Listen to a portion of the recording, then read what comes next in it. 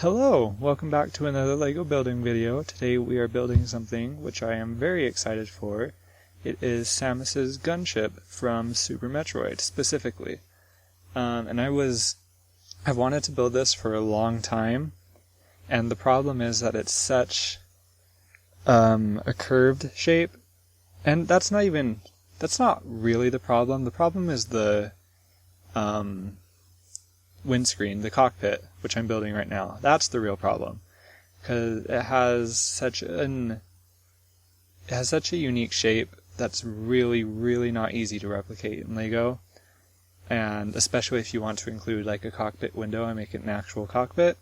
So I actually did a lot of testing things off screen before I started building this, just because I knew it would take me forever to figure it out, and I knew I wanted this to be a shorter video, so that's why if it looks easy, trust me, it was not. It was definitely not easy, but I think I'm happy with the result. So for the cockpit, what I ended up doing was, instead of trying to really recreate the shape, including the window and everything, I pretty much just, I'm going to use a sticker that I'm going to make, and I just used those curved panels, I guess you would call them, that you can see right up there, and some ball joints to imitate their exact curvature. So that's how I did that. I think it's probably, honestly, the best solution there currently exists with the pieces we have in LEGO's library right now. So yeah, I like how it looks.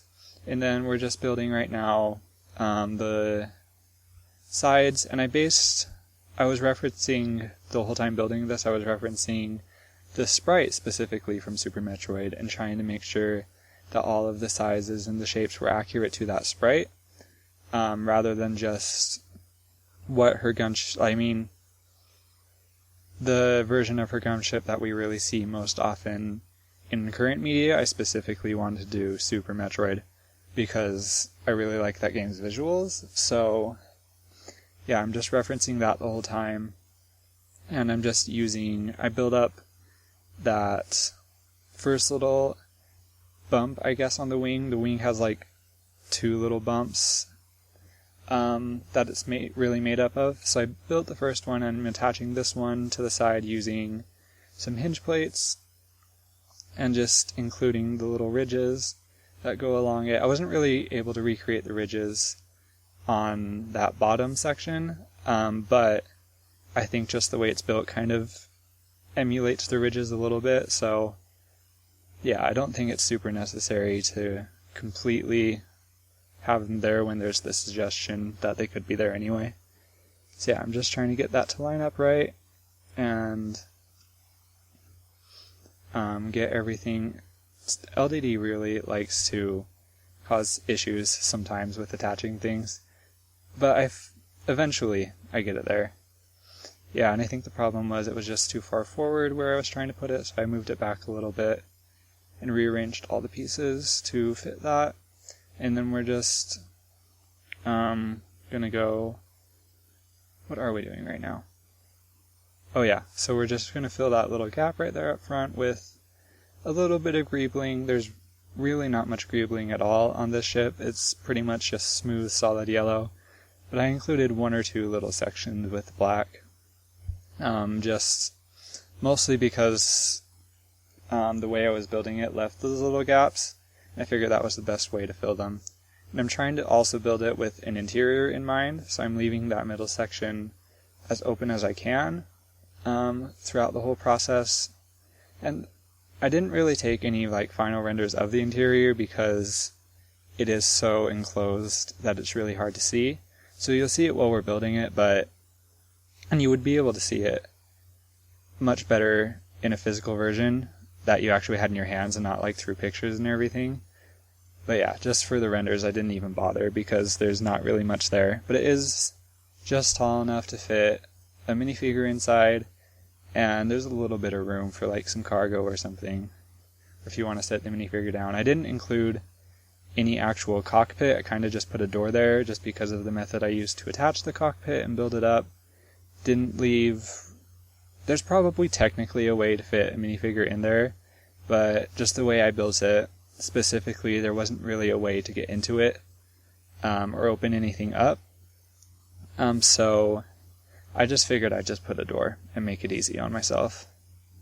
Oh yeah, and speaking of LDD being troublesome, for some reason, it happened a little bit right there, but I think it happens more when you try to build the other side.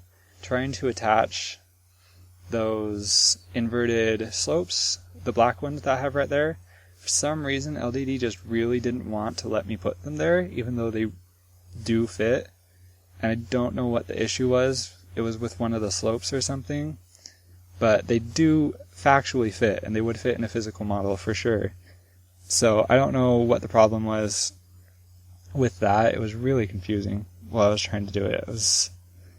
Well, because, like, I ended up just deleting the specific inverted slope piece that I was using, I believe, and I just got another one out of the palette, and that one worked. So I don't know, LDD is a little bit tricky sometimes with what it thinks you can do and what it thinks you can't.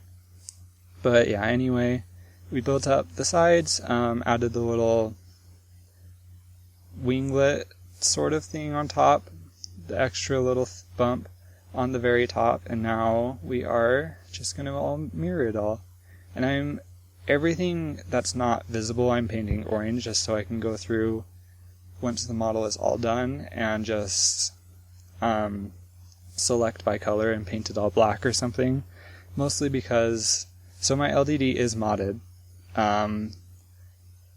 in some minor ways. I mostly do it for like minifigure designs and everything. You can Google how to mod it, it's really not that hard.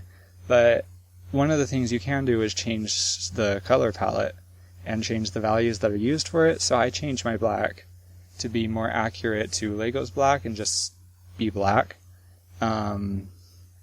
instead of the like bluish black that they had, which is really just so you can see it easier. Drawback is you can't really see what you're doing when you're building with it. So I just used orange and went in later and painted it black. At least it looks a little bit nicer. The black does, even if you can't see it, but you know. So we finished mirroring everything.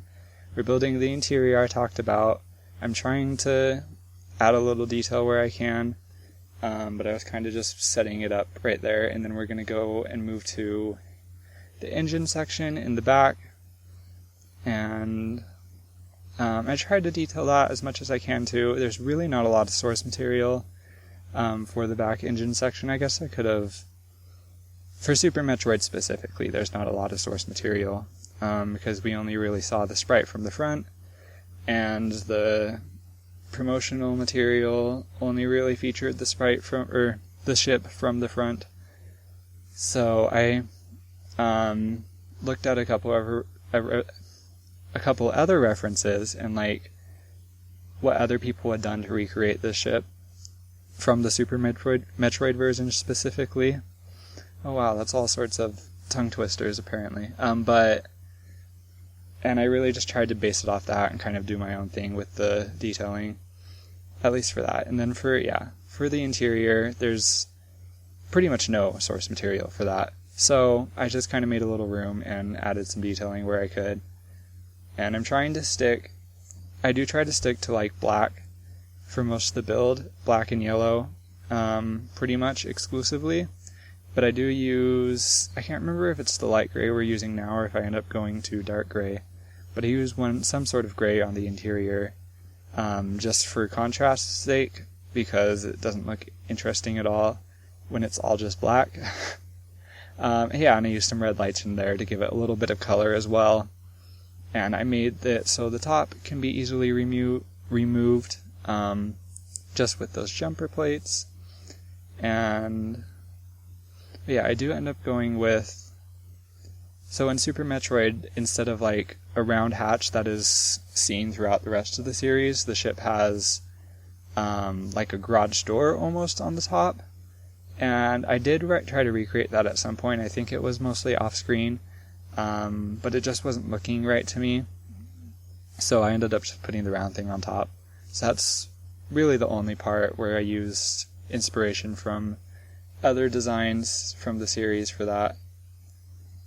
And I don't remember if I show it, but I changed the engine section down there, or back there, quite a bit to add more detailing. But that's pretty much what the top looks like. We're going to move to the bottom now.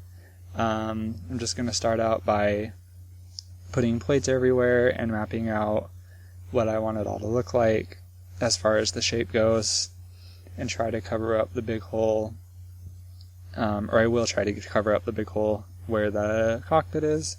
And then we're just going to add these landing skids and paint them red, which is something that's unique to Super Metroid, and also tilt them a little bit out to the sides, which is another thing that is, I'm pretty sure, is only seen in the Super Metroid sprite or version, and isn't really brought back when they bring the ship back in other titles. So I thought it was a nice little unique thing to add, so I did that. And yeah, so right now I'm just putting, what am I trying to say? So I attached the landing skids, the two that we have now, to studs on the top, and there wasn't a way to put it on the bottom, like on the anti-stud, so I had to build up the studded base again and just use some little geometry to do that. And I'm just really trying to minimize the gaps with other pieces as much as I can. And it's, you can't really do everything, but it really doesn't matter. It's all black anyway. So yeah, and then just add a little bit of detailing where I can. I did eventually go back and add the actual guns. I think those are landing skids too, but they look like guns. And yeah, that's the final version. There it is with the custom stickers and everything. Yeah, and there it is on the overworld, laid over the sprite. Just looking from the front so you can see the similarities. And just a quick turnaround showing all the different sides, the new back detailing for the engines and everything like that. So yeah, there you go. I hope you enjoyed it. Feel free to leave a like and subscribe, and have a great day.